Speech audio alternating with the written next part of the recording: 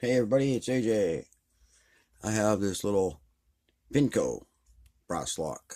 No key. It's kind of, I guess, the equivalent to a Master 140. And we're going to see if we can open this thing up.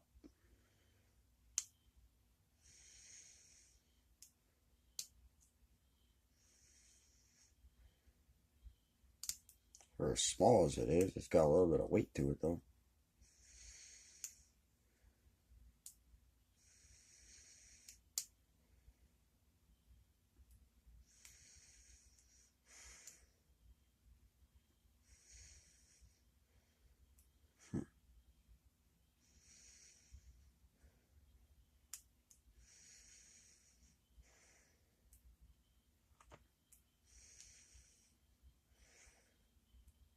Don't want to open. There we go. And we're open. Not bad. Nice little lock. Kind of wish I had a key for it though. Anyways, there's that. Thanks for watching. Stay safe, stay legal, stay lawful. Don't be the one to screw it up for the rest of us, and keep your picks where they belong. Have a great rest of the day and a great rest of your week.